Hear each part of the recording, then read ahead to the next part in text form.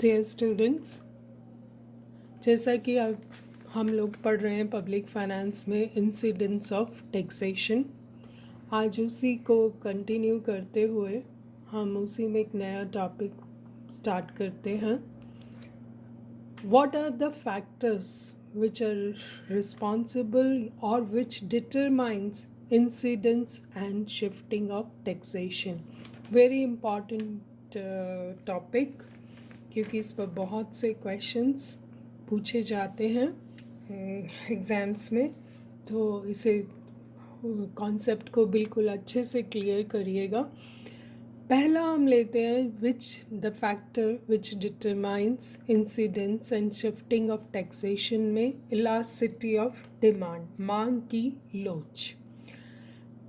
इसमें डाल्टन ने बताया है, उन्होंने भी इस चीज़ को एक्सप्लेन किया है कि वस्तु कराधान का भार क्रेता और विक्रेता के बीच कर युक्त वस्तु की आपूर्ति की लोच तथा इसकी मांग की लोच के अनुपात में ही निर्धारित होता है। कैसे? If the demand of the product is perfectly inelastic, the incidence will be wholly on the consumer. कैसे? क्या कहना है कि यदि वस्तु की मांग की लोच पूर्णतः बेलोच है तो कर का पूर्ण मुद्राभार क्रेता द्वारा वहन किया जाएगा। क्यों? फॉर एग्ज़ाम्पल, अगर मेडिसिन लेने आप जाते हैं और आपको वो ज़रूरी है, तो what ever the tax is imposed, वो पूरा का पूरा tax will be paid by the consumer because his demand is perfectly inelastic. वो उसे डिमांड को पोस्टपोन नहीं कर सकता, इसलिए he will have to buy that product. इस केस में ये फेवर में जाएगा सेलर के कि he can shift the tax wholly to the consumer. और फिर मान लीजिए कि the demand of the product is perfectly elastic, the incidence will be wholly on the seller. इस केस में क्या होगा कि अगर मान लीजिए वस्तु की मांग पूर्णतः लोचदार है तो उस केस में क्या होगा, और पूर्ति की लोच दी गई है तो कर का मुद्राभार पूर्णतः विक्रेता पर आएगा, क्योंकि यदि विक्रेता कीमत बढ़ाता है तो इसकी मांग में काफ़ी गिरावट आ जाएगी। एज यू ऑल नो, आपने मार्केट्स में पढ़ा है कि अगर डिमांड जो है वो परफेक्टली इलास्टिक होती है, जैसा कि परफेक्ट कंपटीशन में, तो उसमें जो बायर है उसके पास चॉइस होती है, he can buy some other product. ऐसे में सेलर को ही सारा टैक्स है वो बेयर करना होगा। In between these two extremes, the incidence will be shared by the buyer and the seller. अगर मांग की लोच थोड़ी इलास्टिक है, कम इलास्टिक है, तो it will be shared between the क्रेता और दोनों के बीच में शेयर हो जाएगी।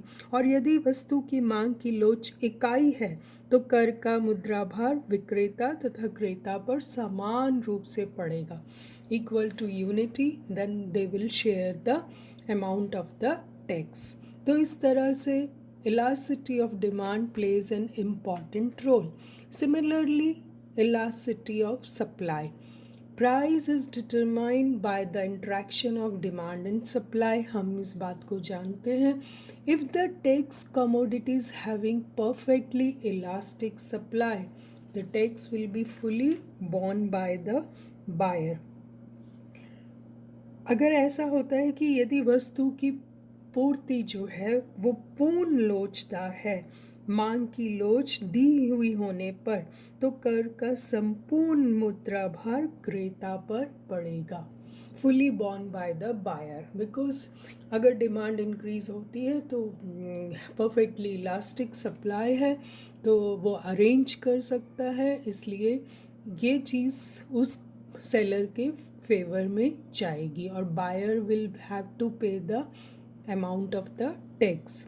And if the tax commodities having perfectly inelastic supply, the tax will be borne by the seller.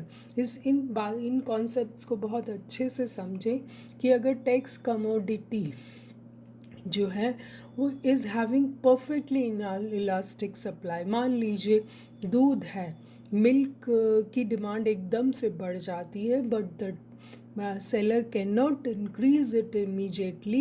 At that point, the tax will be borne by the seller. He cannot shift the tax to the consumer. तो remember these points कि elasticity पर depend करेगा what is the elasticity of demand and what is the elasticity of supply. दोनों ही चीज़ों को देख कर ही जो अमाउंट ऑफ टैक्स है वो आगे शिफ्ट किया जाता है।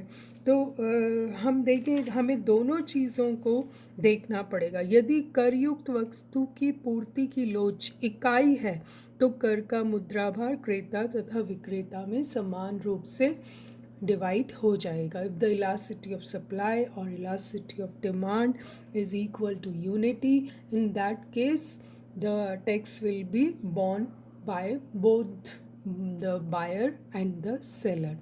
In a case of an article which is jointly produced or jointly demanded with other articles, the tax can be shifted in part to the producer or consumer of other commodity. इसे भी ध्यान से समझें कि in case कुछ ऐसी हैं articles जो जॉइंटली डिमांडेड हैं। फॉर एग्ज़ाम्पल टी या शुगर देख लें हम, या इंक एंड पेन देख लें।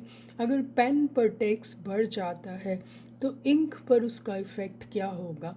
तो इस केस में क्या होगा कि इंक की डिमांड पर भी असर होगा।